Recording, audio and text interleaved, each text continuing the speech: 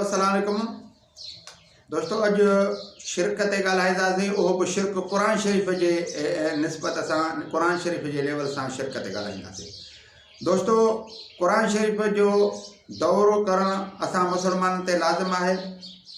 दुनिया में वाहिद क़िताब क़ुरान शरीफ़ आहे जंहिंजो दौरो कयो वेंदो आहे, मगर अॼुकल्ह मुल्लो ऐं मौलवियुनि जे तरफ़ां क़ुरान शरीफ़ जे इन मौज़ूअ ते नथो ॻाल्हायो वञे त क़ुरान शरीफ़ सां बि शिरक कयो थो वञे, क़ुरान शरीफ़ सां बि माटे जी माउ वारो सलूक कयो थो वञे। उन ते मां हिन महिल वज़ाहत सां तव्हांजे आॾो ॻाल्हियूं रखंदुसि। दोस्तों, अॼुकल्ह जेके ॿिया किताब आहिनि उन्हनि जा बि विर्द करणु शुरू कया विया आहिनि। इहो क़ुरान शरीफ़ सां शिरक आहे, छो त क़ुरान शरीफ़ जे जॻह ते जेकॾहिं ॿियो किताब उन जे मदे मुक़ाबिले अचे ऐं उन जो बि विर्द जीअं क़ुरान शरीफ़ जो विर्द कयो थो वञे, त अहिड़े लेवल सां ॿियनि किताबनि जो बि विर्द करणु ॼण चओ त क़ुरान शरीफ़ सां शिरक आहे। ऐं क़ुरान शरीफ़ जो माना आयतुनि जे लाइ अलाह साईं फरमायो आहे त अलफ लाम मीम ज़ालिकल किताब ला रैब, माना हिन में जे कंहिं बि हिन किताब जे कंहिं बि आयत कंहिं बि अखर में को बि माना इहो कोन्हे, को लाराइब आहे, को शक शुबो कोन्हे। त इन्हीअ लेवल सां ॿियनि किताबनि खे बि ईअं इन्हीअ जे ज़िद ते आणे ऐं चवनि था त फलाणे किताब जी का ॻाल्हि माना अहिड़ी कान्हे जेका न मञी वञे, या माना उन जे लेवल सां ॼण चओ त क़ुरान शरीफ़ सां मदे मुक़ाबिल माना टकर में ॿियनि किताबनि खे हाणे खड़ो कयो थो वञे ऐं क़ुरान शरीफ़ खे ॼण चओ त अधूरो किताब तस्वर कयो थो वञे। दोस्तों, इहे माण्हू क़ुरान जा मुखालिफ़ आहिनि जेके क़ुरान जी ॿियनि किताबनि जा बि विर्द ऐं दौर शुरू कराइनि था।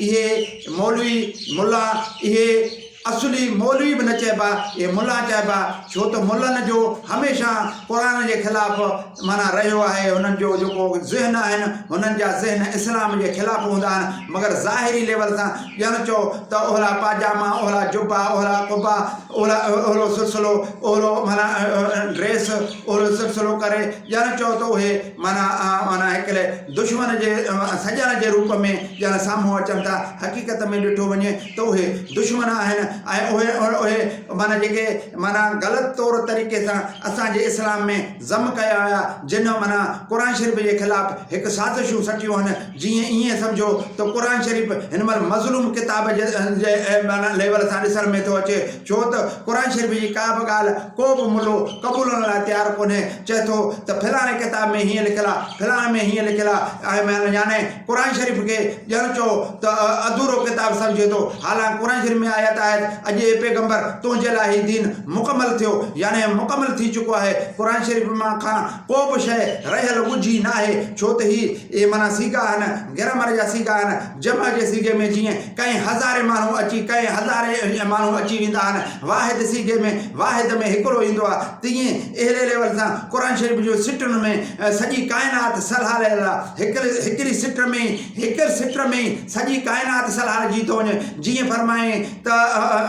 जीअं फरमाए वमा अरसलना इल्ला रहमतुल आलमीन, माना सॼे काइनात लाइ तव्हांखे रहमतुल आलमीन करे मोकिलियो। हाणे इन सिट में सॼी काइनात सलहालजी वई। जीअं हीअं फरमाए ॿिए त अल्हम्दुलिल्लाह रब्बिल आलमीन, माना तव्हां सॼे काइनात यानी अल्लाह सॼे काइनात जो रब्बिल आलमीन आहे, सॼे काइनात खे जो पालणहार आहे। यानी हिकु लफ़्ज़ हिकु सिट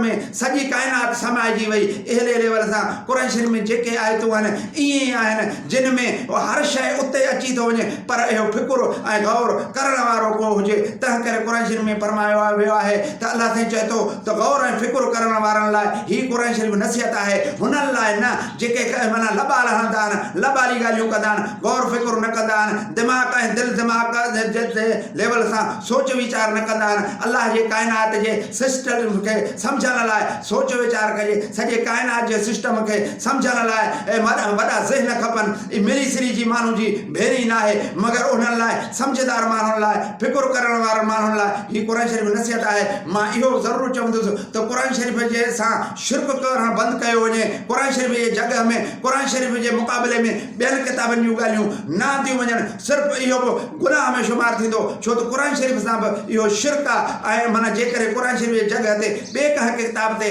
अमल कयो वेंदो ओहिड़े लेवल सां त इहो शिरक चइबो। महिरबानी। अस्सलामु अलैकुम।